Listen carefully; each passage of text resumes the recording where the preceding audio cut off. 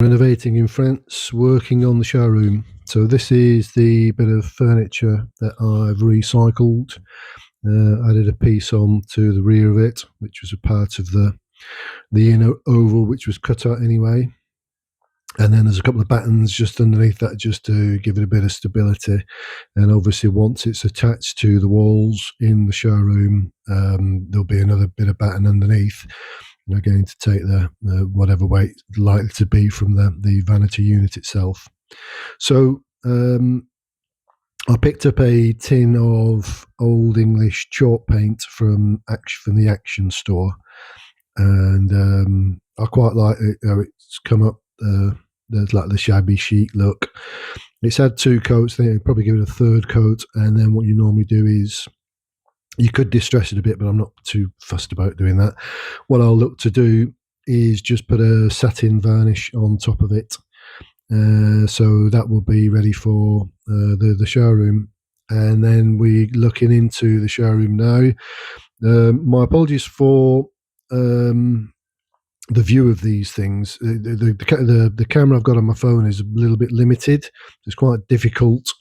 If you pan out too much, you can't use the flash in it, and then it's sort of too dark to film. So, I mean, I'm between a rock and a hard place with that. Anyway, what I've done is those slats that you see there, believe it or not, came off the old bed that was outside. So what I did was, when I was going to go down to the déchetterie, I stripped the old timbers off it, which are in pucker condition. Nothing wrong at all with them. There's no infestation or anything else. No woodworm, whatever. It's all clean timber.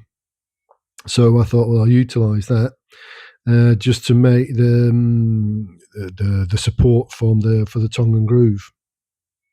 And obviously, it's a bit of a mismatch anyway. If you can see how they've done the timbers, they've done the purlins and everything else. So it's really just a question of adding onto it and then put a string liner top and bottom, just to get me my levels through, so that when I'm nailing up the tongue and groove, it all sort of works well. A solid bit of timber, whatever it is. It's not pine, but whatever they're using back in the 1930s or 40s, whenever that bed was put together, it's a fine bit of timber. Not too many knots in it or anything else. And just in the background there, you can just see the ventilation tube, because obviously it'll be a question of having mechanical ventilation in the showroom to pull out all the humid air, and that will run practically horizontally through the third bedroom and to the outside. I've now put a little cover on the outside of the wall. I've just foamed it in. That'll need a bit of sand cement at some stage, but that's for a later date. Right, so these timbers, I can't get 20 centimetres of insulation in there. I can only get 10 centimetres, unfortunately, because otherwise it would just be too imposing in the showroom itself. Anyway, made a start on the tongue and groove. It doesn't really matter. Left hand side, you can see it's sort of just cutting it into the space. There's a gap there between where the A-frame is. So it was a question of just obviously put it in tight to the right hand side where it's going to meet the tiling.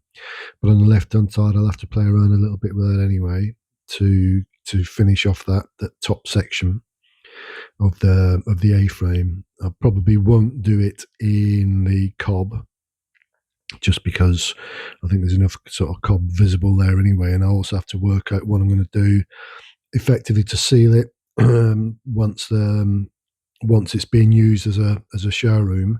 Obviously, there's going to be a certain amount of humidity in the air, and there's sort of two sections of cob on the left hand side there you can see. So it's a question of what I'll be able to do to sort of seal it, so that's not constantly sort of pulling in the moisture out of the room. I want the moisture to go via the ventilation and out. And there you can see, as ever, the end bit of the purlin, which doesn't run square or anything else, so it sort of disappears at one end and reappears at the other. And then you've just got this really, really impressed with tongue and groove stuff. Very easy to use. Use your little brackets to use to clip on and nail them, little panel pins. Toilets in place now, just waiting for the Durco, which is the ventilation bit for the soil stack, which will allow air to pass in but won't allow the odours to pass out.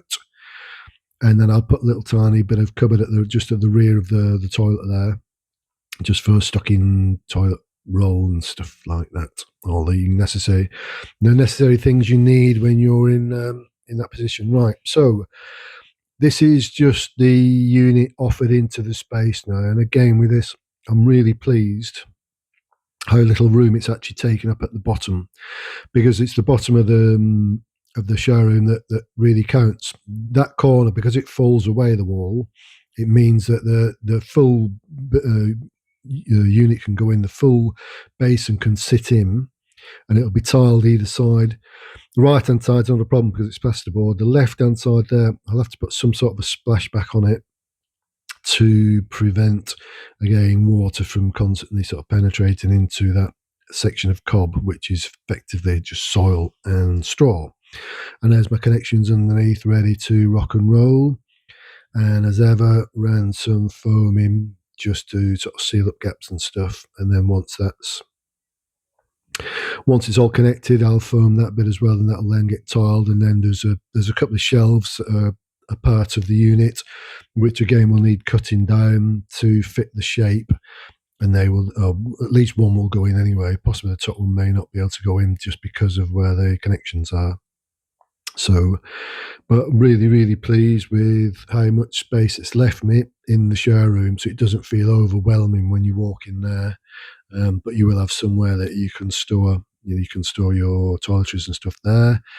I've got a thinnish mirror, which I think I've shown, mirror unit, which will probably go in there as well.